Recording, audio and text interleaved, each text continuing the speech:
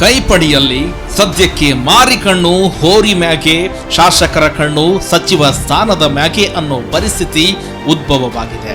ಹೌದು, ಸಿಎಂ ಡಿಕೆಶಿ ಸಂಪುಟಕ್ಕೆ ಸೇರಲು ಜಿಲ್ಲೆಯಿಂದ ರಾಜಧಾನಿ ಬೆಂಗಳೂರಿಗೆ ಆಗಮಿಸಿದ್ದಾರೆ. ಹೌದು, ಕಾಂಗ್ರೆಸ್ ಪಾಳೆಯದಲ್ಲಿ ಸಚಿವರಿಗೆ ಜೋರು ಕಸರತ್ತು ಶುರುವಾಗಿದೆ. ಸಿಎಂ ಡಿಕೆಶಿ ಕ್ಯಾಬಿನೆಟ್ನಲ್ಲಿ ಕಾಣಿಸಿಕೊಳ್ಳಲು ಜಿಲ್ಲೆಗಳಿಂದ ಶಾಸಕರು ಬೆಂಗಳೂರಿಗೆ ದೌಡಾಯಿಸುತ್ತಿದ್ದಾರೆ. ಸಿಎಂ ಡಿಕೆಶಿನ ಭೇಟಿಯಾಗಿ ನಮಗೂ ಒಂದು ಅವಕಾಶ ಕೊಡಿ ಅಂತ ಮನವಿ ಮಾಡ್ತಾ ಇದ್ದಾರೆ. ಆದರೆ ದಿನದಿಂದ ದಿನಕ್ಕೆ ಸಚಿವ ಆಕಾಂಕ್ಷಿಗಳ ಸಂಖ್ಯೆ ಹೆಚ್ಚಾಗ್ತಾ ಇರುವುದರಿಂದ ಇತ್ತ ಹೈಕಮಾಂಡ್ ನಾಯಕರಿಗೆ ಚಿಂತೆಗೀಡು ಮಾಡಿದೆ. ಅದಕ್ಕಾಗಿಯೇ ಕೆಲವು ದಿನ ಸಚಿವರ 2ನೇ ಪಟ್ಟಿಯನ್ನ ಅಳೆದು ತೂಗಿ ಆಯ್ಕೆ ಮಾಡುವಂತೆ ಸಿಎಂ ಡಿಕೆಶಿಗೆ ಸೂಚನೆ ಕೊಡಲಾಗಿದೆ.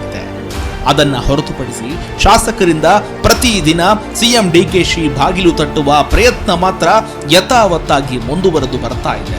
ಸದ್ಯಕ್ಕೆ ಖಾತೆ ಹಂಚಿಕೆ ವಿಚಾರವಾಗಿ ಮುನಿಸಿಕೊಂಡು ರಾಜೀನಾಮೆ ನೀಡಿದ್ದ ರಾಮಲಿಂಗಾರೆಡ್ಡಿ ಮತ್ತೆ ಸಮಾಧಾನಗೊಂಡಿದ್ದಾರೆ. ಈಗಿರುವ 13 ಸಚಿವರ ಜೊತೆಗೆ ಸಿಎಂ ಡಿಕೆಶಿ ಇದಾಗಲೇ ಒಂದು ಕ್ಯಾಬಿನೆಟ್ ಮೀಟಿಂಗ್ ಮಾಡಿದ್ದು ಸಂಪುಟ ವಿಸ್ತರಣೆಯ ಸುಳಿವು ಕೊಟ್ಟಿದ್ದಾರೆ.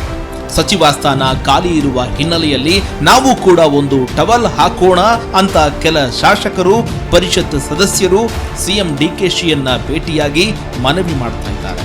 ಆದರೆ ಸದ್ಯದ ಪರಿಸ್ಥಿತಿಯಲ್ಲಿ ಸಚಿವ ಸ್ಥಾನದ 2ನೇ ಪಟ್ಟಿ ಬಿಡುಗಡೆ ಮಾಡುವುದು ಬೇಡ ಎಂಬ ನಿರ್ಧಾರಕ್ಕೆ ಬಂದಿದ್ದಾರಂತೆ. ಹೀಗಾಗಿ ಯಾರು ಏನೇ ಮನವಿ ಹೊತ್ತು ತಂದರೂ ಕೂಡ ಸದ್ಯಕ್ಕೆ ಸಚಿವ ಸ್ಥಾನ ಫೈನಲ್ ಆಗೋದು ಮಾತ್ರ ಡೌಟ್ ಎನ್ನಲಾಗ್ತಾ ಇದೆ ಕಾಂಗ್ರೆಸ್ ಮೂಲಗಳು. ಎಲ್ಲದಕ್ಕಿಂತ ಮಿಗಿಲಾಗಿ ಸಚಿವ ಸ್ಥಾನದ ಆಸೆಯಿಂದ ಇರುವಂತಹ ಸ್ಥಾನಕ್ಕೆ 40ರಿಂದ 50 ಮಂದಿ ಶಾಸಕರು ಕಣ್ಣೀರಿಡ್ತಾ ಇದ್ದಾರೆ. ಇದಕ್ಕಾಗಿಯೇ ಕಾಂಗ್ರೆಸ್ ಹೈಕಮಾಂಡ್ ನಾಯಕರು ರಾಜ್ಯಸಭಾ ಚುನಾವಣೆವರೆಗೂ ಕೂಡ ಕಾದು ನೋಡುವ ತಂತ್ರಕ್ಕೆ ಬಂದಿದ್ದಾರೆ. ಇದರ ನಡುವೆಯೂ ಕೂಡ ಕೆಲ ಮಾಜಿ ಸಚಿವರು ಮಂತ್ರಿಗರಿಗಾಗಿ ಅಲ್ಲಲ್ಲಿ ತಮ್ಮ ಬೆಂಬಲಿಗರಿಂದ ಶಕ್ತಿ ಪ್ರದರ್ಶನ ಮಾಡ್ತಾ ಇರುವುದು ಕೂಡ ದೆಹಲಿ ನಾಯಕರಿಗೆ ಕೂಡ ಕೊಂಚ ಇರಿಸು ಮುರುಸು ತಂದಂತಿದೆ. ಹೀಗಾಗಿಯೇ ಸದ್ಯಕ್ಕೆ ಸಚಿವರ ಪಟ್ಟಿ ತಯಾರು ಮಾಡೋದನ್ನ ತಾತ್ಕಾಲಿಕವಾಗಿ ಸಿಎಂ ಡಿಕೆಶಿ ಕೈಬಿಟ್ಟಿದ್ದಾರೆ ಎನ್ನಲಾಗ್ತಾ ಇದೆ.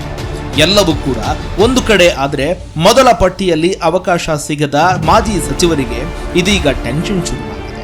ಇದಕ್ಕಾಗಿಯೇ ಪದೇ ಸಿಎಂ ಡಿಕೆಶಿಯನ್ನ ಭೇಟಿ ಮಾಡೋದು, ಹೈಕಮಾಂಡ್ ನಾಯಕರನ್ನ ಭೇಟಿ ಮಾಡೋ ಕಸರತ್ತು ಮುಂದುವರೆದು ಬಂದಿದೆ. ಇವೆಲ್ಲದರ ಪ್ರಯತ್ನಕ್ಕೆ ಫಲ ಸಿಗುತ್ತಾ, ಹೈಕಮಾಂಡ್ ಯಾರಿಗೆ ಮಂತ್ರಿ ಸ್ಥಾನ ಕೊಡುತ್ತೆ ಎಂಬ ಕುತೂಹಲ ಹಾಗೂ ಚರ್ಚೆ ಕೈಪಾಳ್ಯದಲ್ಲಿ ದೊಡ್ಡ ಸದ್ದು ಮಾಡ್ತಾ ಇದೆ.